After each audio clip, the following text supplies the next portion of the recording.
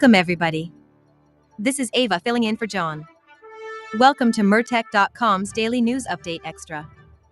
We are sharing a video snippet that provides no nonsense, common sense, logic, and truth. I am following this channel and given this video a thumbs up. The link to this video is in the description box below. Please follow Murtech on Rumble. Give me a thumbs up and share this information far and wide. This great news update will begin momentarily. Thank you and may God bless.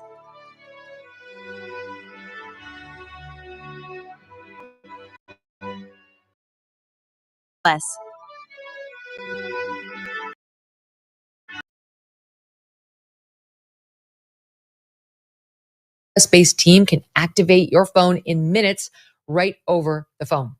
Patriot Mobile is one of the few carriers with carrying roaming. Consider Megun.com service. Patriot Mobile. New questions swirling following President Joe Biden's cancer diagnosis and what it may reveal about his health while in office. The 82-year-old former president diagnosed with advanced prostate cancer that has metastasized to the bone. The severity and late-stage nature of the disease has stunned many, with medical experts pointing out that this type of cancer typically takes years to develop. On Sunday night, urologist Dr. David Schusterman on News Nation casting doubt on the idea that this diagnosis came out of nowhere. Well, most likely he had prostate cancer for a long time, and aggressive prostate cancer such as this at age 80 grows over a long period of time. I mean, usually it takes from the first diagnosis of prostate cancer to spread would take 5 to 10 years, even in the most aggressive form. It's just, to me, it seems very surprising that the first diagnosis would be a metastatic diagnosis. There's definitely evidence that he probably knew about this for a while. Dr. Zeke Emanuel, a respected oncologist and one of the authors of Obamacare, going further on Morning Joe. Very few people get diagnosed this advanced. About 7% of all prostate cancer in the country gets diagnosed when you have a lesion that's in the bone. He did not develop it in the last 100, 200 days. He had it while he was president. He probably had it at the start of his presidency in 2021. Mr. Biden's personal office claims the cancer was only discovered last week after doctors found a prostate nodule. They also claim in a statement that the cancer, quote, appears to be hormone sensitive, which allows for effective management, end quote. Dr. David Samadi, a leading prostate cancer surgeon, telling the Megyn Kelly Show on Monday, that timeline does not add up. So you're saying that jumped out at you, the fact that they're stating in their statement, they say, the cancer appears to be hormone sensitive, which allows for effective management. You're saying, how would they know that this soon? Right, exactly. So if it was just a week ago, they had the prostate nodule. Within a week, they did the biopsy and they got the disease. So very quickly, within 1 week, based on the story that they're telling, they've been able to do the staging part and find out if the cancer is spread to the bone or not. But you have to give the injections and see if the patient responds. We don't know what his PSA is. If the PSA starts to go down, then that's when you know that he's hormonal sensitive. I don't know how they will be able to give all of this information from diagnosis to treatment to all of that within 1 week. The story doesn't make any sense. All of this comes as a new book hits shelves today, Original Sin, co-authored by Axios reporter Alex Thompson and CNN's Jake Tapper, who will be on the Megyn Kelly Show later today. The book details efforts inside the Biden White House to conceal the president's cognitive decline while in office. Those efforts included threatening or retaliating against reporters who dared to question the president's mental fitness. No sooner did the news of cancer break on Sunday than some began arguing questions about Mr. Biden's mental acuity should, again, now be set aside. Democratic strategist David Axelrod, for one, Republican Meghan McCain, too, calling for discussions around Biden's health cover-up and related books to stop to give peace to the Biden family. House Minority Leader Hakeem Jeffries also using the diagnosis to discourage further discussion of Mr. Biden's decline and of its cover-up. Seems to me entirely inappropriate that at this moment in time, when President Biden is dealing with a serious and aggressive form of cancer, There are Republicans who are peddling conspiracy theories and want us to look backward. And Republicans want to fan the flames of conspiracy theories at this moment. No, thank you. The MK Show takes a very, very different view. There is good reason to distrust Mr. Biden when it comes to disclosures about his health and well-being. There is now a clear possibility that he had terminal cancer while president and was seeking a second term. That story must be investigated. And President Trump thinks so too, from the White House on Monday.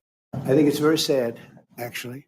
I'm surprised that it wasn't, the public wasn't notified a long time ago, because to get to stage 9, that's a long time. This is no longer politically correct. This is dangerous for our country. Why did it take so long? I mean, this takes a long time. It can take years to get to this level of danger. So it's a very, very sad situation. And I feel very badly about it. I think people should try and find out what happened, because I'll tell you, I don't know if it had anything to do with the hospital. Walter Reed is really good. They're some of the best doctors I've ever seen. I don't even know if they were involved, but a doctor was involved in each case. Maybe it was the same doctor, and somebody is not telling the facts. That's a big problem. Coming up, Trump's tax plan for babies. MAGA baby savings accounts officially part of the GOP's sweeping new tax proposal. More witnesses providing insight into the dark world of Sean Diddy Combs in week 2 of the rapper's criminal trial. Plus, what do top FBI officials really think about Epstein's death? Kash Patel and Dan Bongino speak out.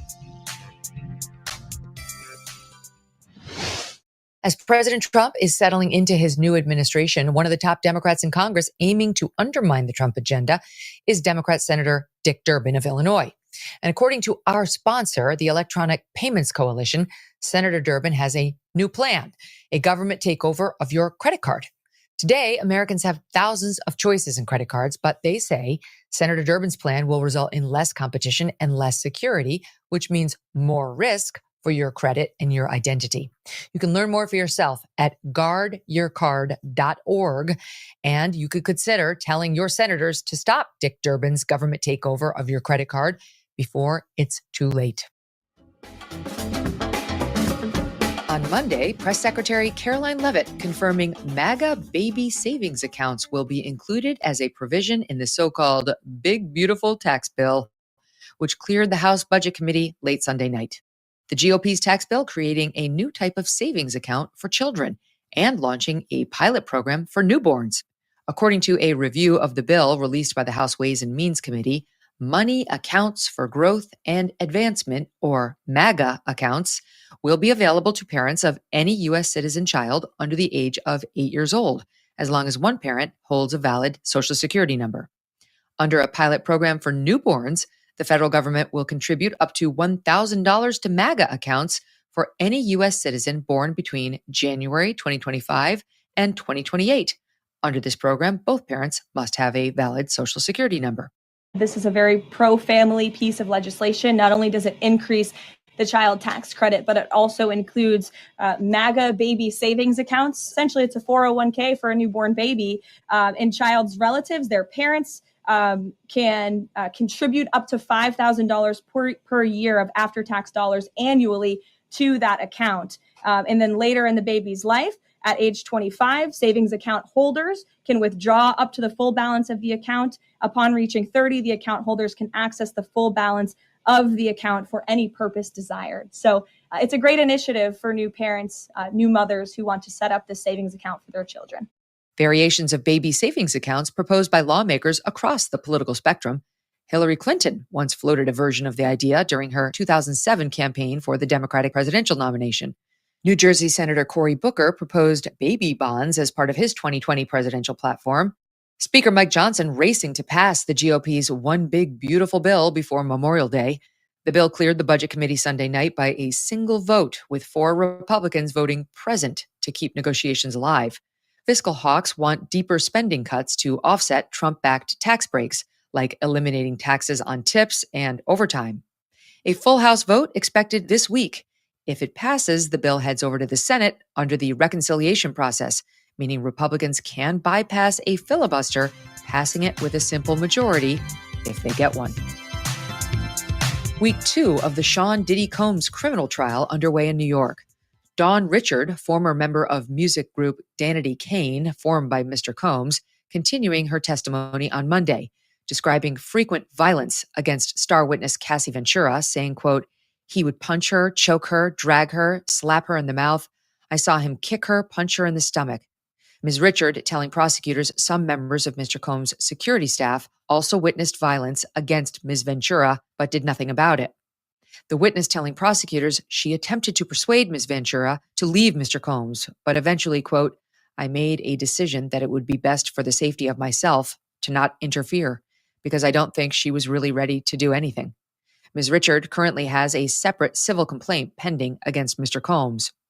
Former friend to Ms. Ventura, Carrie Morgan, also called on Monday to testify. Ms. Morgan testifying that she and Ms. Ventura were best friends from 2001 to 2018, but the friendship ended when Mr. Combs assaulted Ms. Morgan. Quote, "He came up behind me and choked me, and then boomeranged a wooden hanger at my head."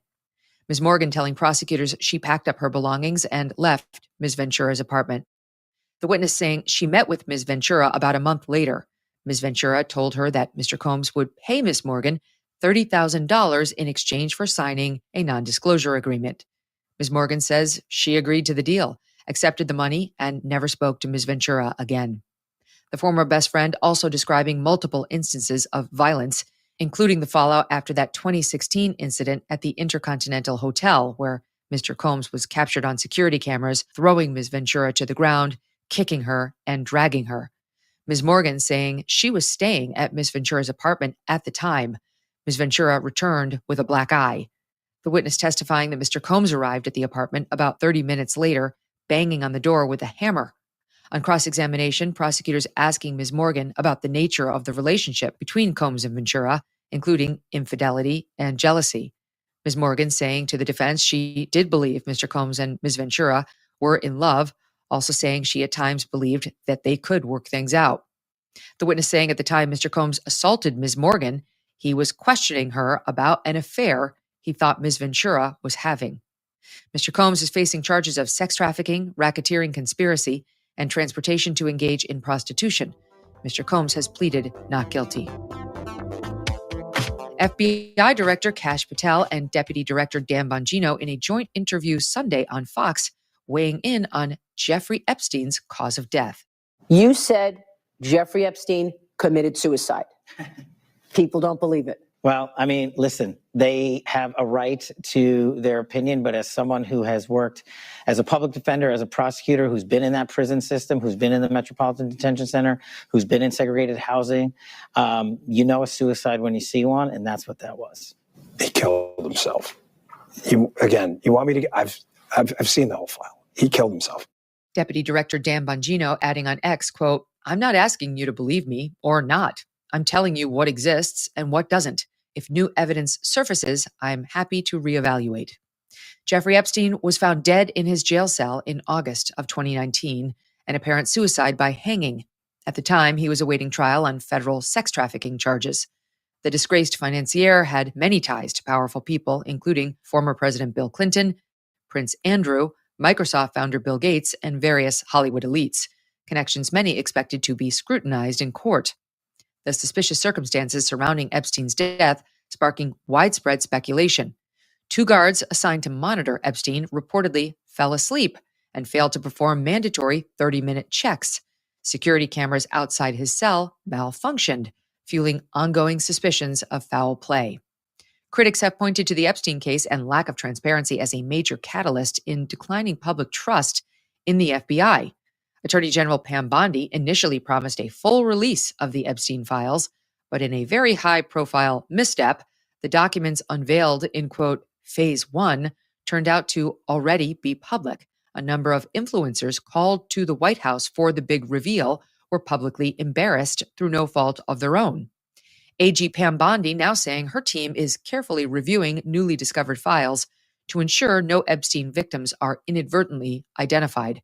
The Trump administration says it remains committed to full transparency in the Epstein case.